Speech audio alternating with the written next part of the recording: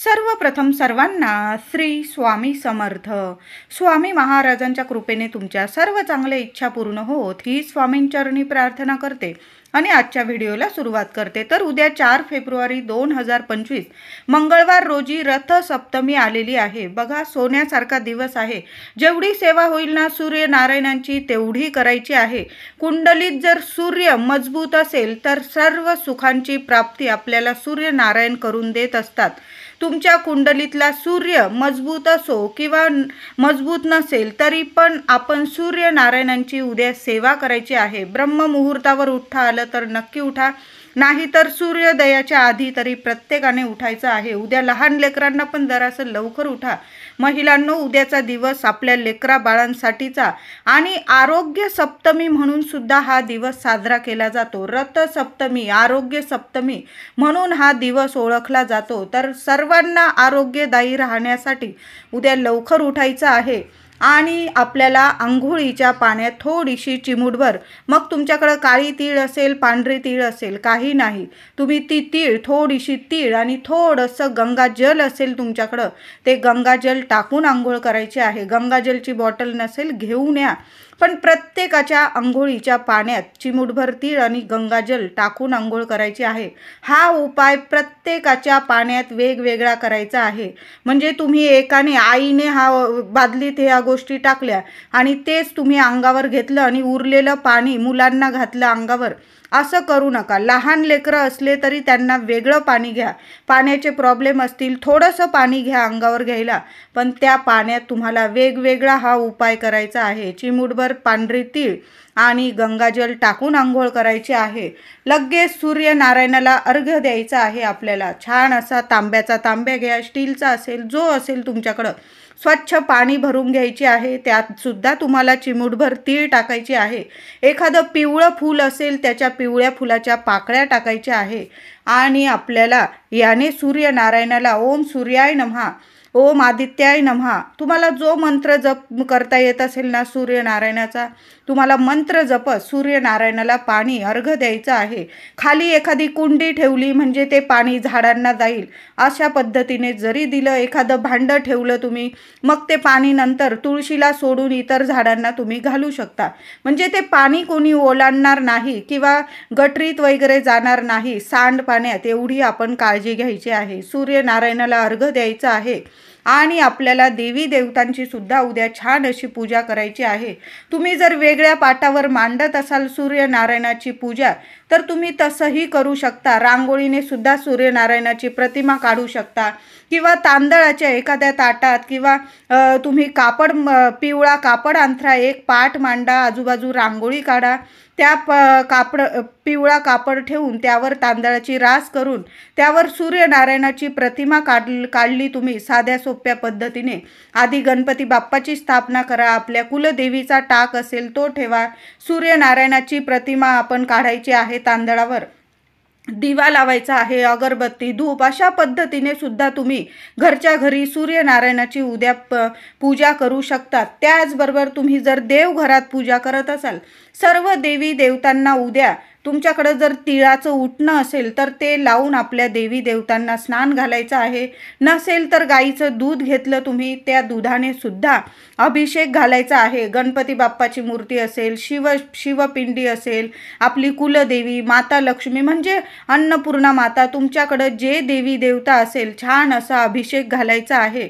नंतर स्वच्छ पाण्याने अभिषेक घालून आपल्याला तांदळाच्या राशीवर देवी देवतांना स्थापन करायचं आहे. महिलांनो, उद्या आपल्या लेकरा बाळांसाठी तुम्ही वेगळी पूजा मांडत असाल तिथं सुद्धा, आणि नसल मांडा, तुम्ही देवघरात सुद्धा एक दिवा लावायचा आहे. तुम्ही जो दिवा लावतात नेहमीचा, तो दिवा घेतला तरीही चालेल किंवा मातीची पंती घेतली तरीही चालेल. दिवा लावायचा आहे तो तिळाच्या तेलाचाच लावायचा आहे. दुहेरी वात टाका, दिवा छान स्वच्छ धुवून घ्या. आधीची वात असेल निर्माल्यात टाकून द्या किंवा एखाद्या झाडाखाली टाकून द्या, पशु पक्षी खाऊन जातील. त्याचबरोबर नवीन दिवा स्वच्छ धुवून घ्यायचा, मातीची पंती असेल स्वच्छ धुवून घ्या, त्यात तिळाचं तेल घालून, दुहेरी वात घालून, त्यात चिमूटभर पांढरी तीळ घालायची आहे. पांढरी नसेल काळी घाला, काळी घातली तरीही चालेल. तीळ टाकायची आहे, 2 लवंगा टाका, 1 कापूर वडी टाका आणि तो दिवा फुलांच्या पाकळ्या ताटलीत ठेवून तो दिवा त्यावर स्थापन करायचा आहे आणि दिव्याची हळद, कुंकू, फुलं, अक्षता वाहून सूर्यनारायणाचं नामस्मरण करून तो दिवा आपल्या लेकरांच्या उज्ज्वल भविष्यासाठी, आरोग्यदायी राहण्यासाठी, घरात सर्वांना आरोग्य व्हावं म्हणून हा दिवा आपल्या देवघरात प्रज्वलित करायचा आहे. तुमची जी मनात इच्छा असेल ना ती बोलून घ्या आणि दिवा प्रज्वलित करायचा आहे. जास्तीचं तेल टाकून ठेवा, म्हणजे जवळजवळ थोडा वेळ तरी जास्त जळायला पाहिजे हा दिवा. आता उद्या रथसप्तमीचा दिवस आणि मंगळवार सुद्धा आहे. आपल्या देवघरात महिलांनो एक मंगल कलशाची स्थापना जरूर करा. तुमचा मंगल कलश असेल चांगला धुवून चून स्वच्छ घ्यायचा आहे. नवीन नारळ ठेवायचा असेल, चांगला दिवस आहे, शुभ दिवस आहे, सोन्यासारखा दिवस आहे. उद्या नवीन नारळाचा कलश तुम्हाला भरायचा असेल तर छान असा कलश धुवून घ्या. कलशात स्वच्छ पाणी घाला, त्यात 1 रुपया, 1 रुपया सुपारी घालायची आहे. वरती विड्याची पानं 5 किंवा आंब्याची पानं घातली 5 आणि वरती शेंडी वरती येईल असा स्वच्छ नारळ, पाणीदार नारळ घ्यायचा आणि तो नारळाचा आपण स्थापना करायची आहे, म्हणजे मंगल कलशाची स्थापना करायची आहे. उद्या देवघरात आपल्या कुलदेवीचं नामस्मरण करा. ओम कुलदेवताय नमः, ओम कुलदेवताय नमः. नाहीतर तुम्ही माता लक्ष्मीच्या नावाने कलश भरत असाल, तुमची जर कुलदेवी कोल्हापूरची असेल तर तुम्ही ओम श्रीम नमः हा मंत्र जपत आपल्या देवघरात मंगल कलशाची स्थापना करायची आहे. कलशाखाली थोडेसे तांदूळ ठेवायला विसरू नका. छान असं 8 दिशांनी त्या कलशाला हळद कुंकवाची बोटं लावायची आहे. अष्टरूपी माता लक्ष्मी कायम तुमच्या घरात वास करेल. अशा घरात कशाला कमी राहणार नाही. उद्या मंगळवार आहे. आपल्या कुलदेवीच्या टाकावर तुम्हाला 11 वेळा किंवा 21 वेळा ओम कुलदेवताय नमः, ओम कुलदेवताय नमः नामस्मरण करा, मंत्र जपा आणि कुंकुमार्चनची सेवा करायची आहे. नक्की करा महिलांनो. सप्तमी आहे, आरोग्य सप्तमी म्हणून हा दिवस ओळखला जातो. रथसप्तमी म्हणून या दिवसापर्यंत आपण प्रत्येक घरात हळदी कुंकवाचा कार्यक्रम करत असतो.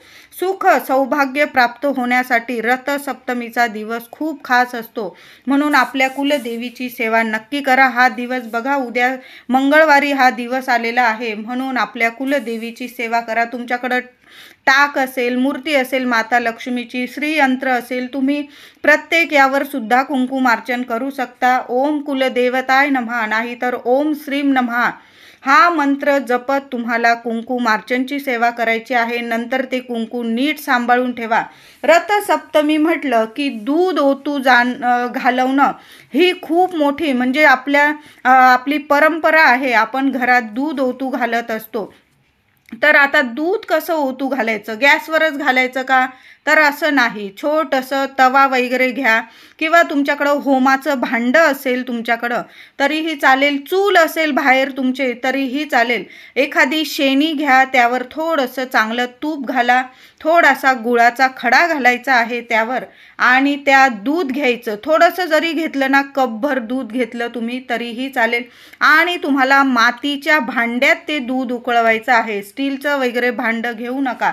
एखादं छोटंसं मटकं असेल तुमच्याकडं मातीचं तरी पण चालेल. थोडंसं दूध घ्या, त्यात थोडीशी चिमूटभर साखर टाका, 11-21 तांदळाचे दाणे घाला म्हणजे थोडेसे चिमूटभर तांदळाचे दाणे घालायचे आहे. साखर आणि तांदूळ नक्की टाकायचं आहे दुधात आणि ते दुधाचं भांडं ते आपण ज्यावर गरम करणार आहोत त्यावर गाईची शेणी, थोडीशी लाकडं असतील तुमच्याकडं, थोडंसं तूप, कापूर या साह्याने ते प्रज्वलित करायचं आणि त्यावर ते मटकं ठेवून द्यायचं आहे तुम्हाला दुधाचं आणि ते दूध ओतू घालायचं आहे. नंतर ते दूध टाकून देऊ नका.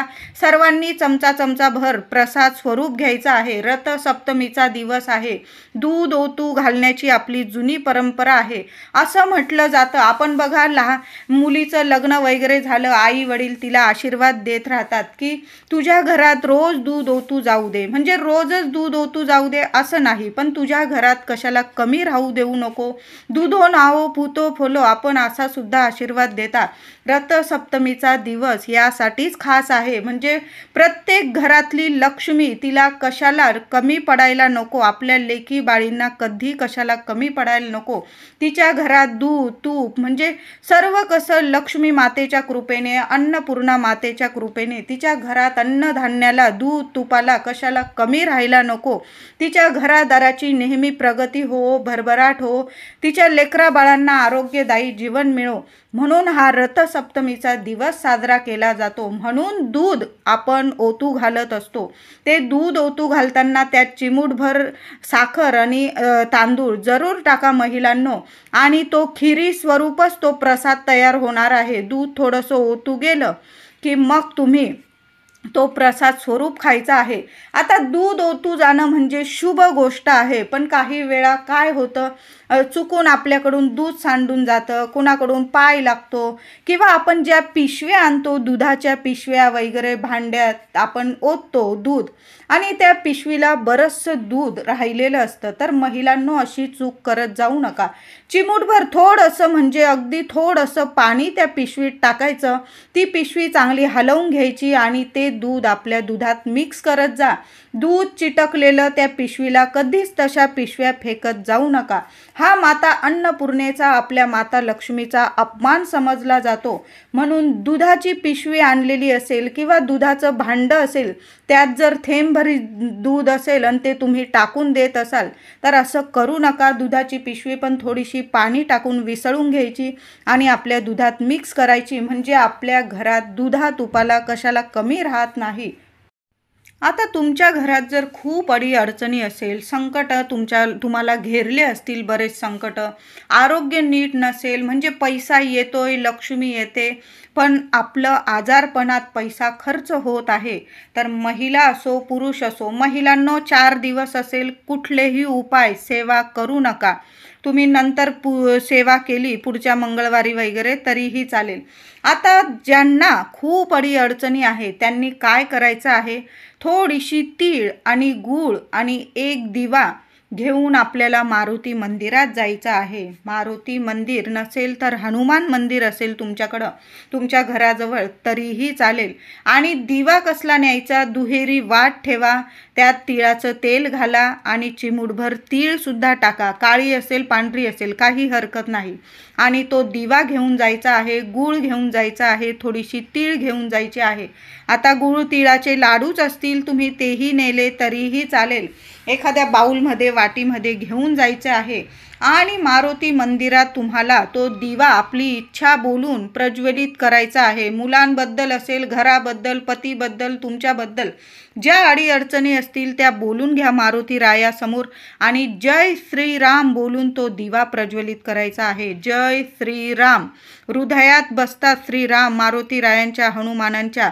तुम्ही जर तो दिवा रथसप्तमीच्या दिवशी मारुती रायांसमोर, हनुमानांसमोर जर लावला जय श्रीराम बोलून, जय श्रीराम बोलून तर बघा आणि दिवा प्रज्वलित करून तर बघा. तुमच्या आयुष्यातील सर्व संकट नाही दूर झाले क्षणात तर मला बोला. 24 तासाच्या आत तुमच्या संकटांवर मार्ग मारुती राया श्रीराम नक्कीच काढतील. म्हणून असा एक दिवा हनुमान मंदिरात किंवा मारुती मंदिरात लावायला विसरू नका. पुरुष मंडळी असेल, महिला असेल, उपाय करू शकता. असं नाही की मारुती मंदिरात, हनुमान मंदिरात महिलांनी जायचं नाही. जा, तुम्ही आई आहात, आपण जायचं आहे. आता तुम्हाला तिळगुळाचा नैवेद्य सुद्धा दाखवायचा आहे. तुम्ही मोतीचूर, बुंदी सुद्धा खूप प्रिय आहे हनुमानाला, मारुती रायाला. तुम्ही बुंदी नेली असेल एखाद्या बाउलमध्ये किंवा जास्त तुम्हाला बुंदीचं वाटप करायचं असेल मंदिरात, तुम्ही तसंही करू शकता. तिळगुळाचं वाटप करू शकता. उद्या रथसप्तमी, दान धर्म करण्याचाच दिवस आहे. तुमच्या खिशाला जेवढं परवडेल ना, महिला असो पुरुष असो, मंदिरात गेला एखाद्या, आपण मारुती मंदिरात, हनुमान मंदिरात तर जाणारच आहोत, दिवा प्रज्वलित करणार आहोत, नैवेद्य दाखवणार आहोत, जय श्रीराम बोलून ही सेवा करून तर बघा.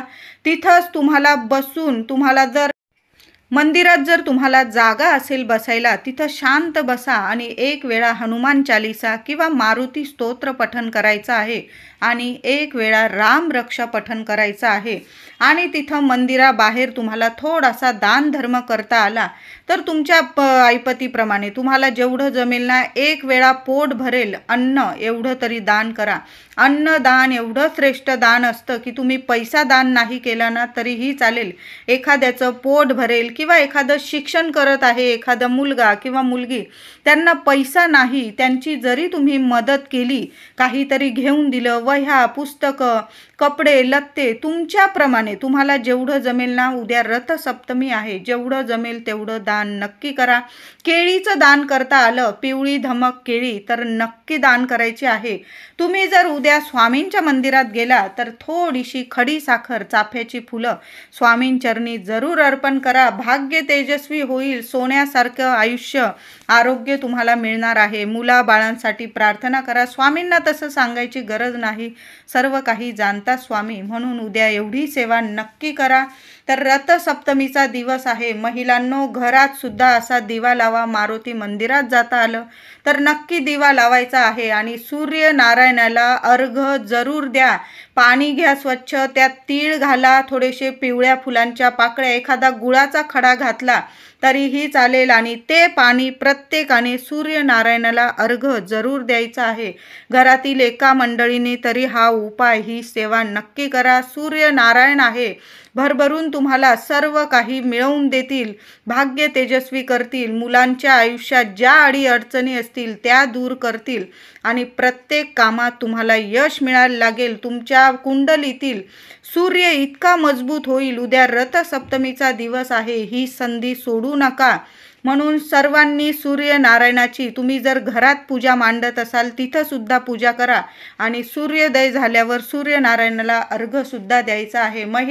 रथसप्तमी म्हणजे साक्षात तेजाची पूजा करण्याची थोर परंपरा आहे आपली.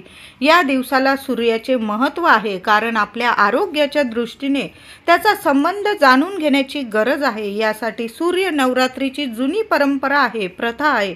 संक्रांतीपासून रथसप्तमीपर्यंत सूर्याचे पूजन, अर्चन, दानधर्म, अर्घ्य, गंगा स्नान केले जाते. सूर्याच्या पूजेने, आराधनेने, दर्शनाने, सौर स्नानाने अनेक व्याधी रोग नाहीसे होतात. डोळ्यांचे, त्वचेचे, हाडांचे आरोग्य सुधारते, त्वचेचे तेज वाढते. म्हणून महिलांनो, तुम्ही जर शारीरिक मानसिक त्रासात असाल, तुम्हाला जर काही आरोग्य नीट नसेल तर उद्या आपण सूर्यनारायणाला जल पाणी अर्पण केल्यानंतर एक 5 मिनिटं तरी कवळ्या उन्हात नक्की उभ्या राहा.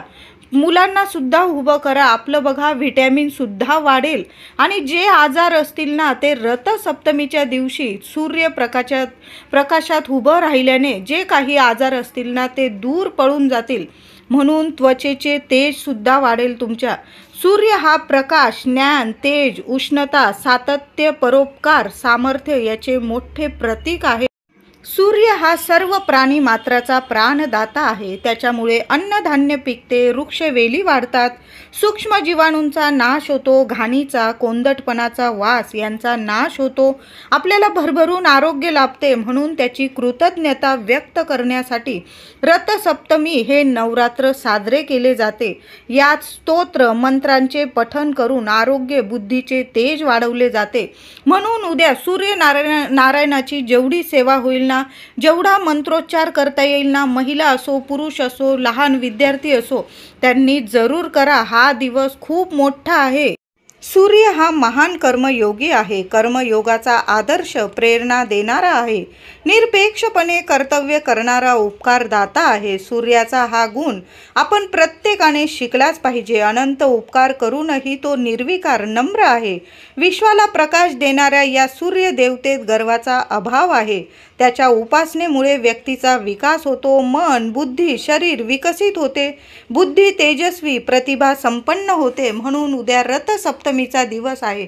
सर्वांनी सूर्यनारायणाची जेवढी पूजा होईल ना, जेवढी सेवा होईल तेवढी नक्की करा.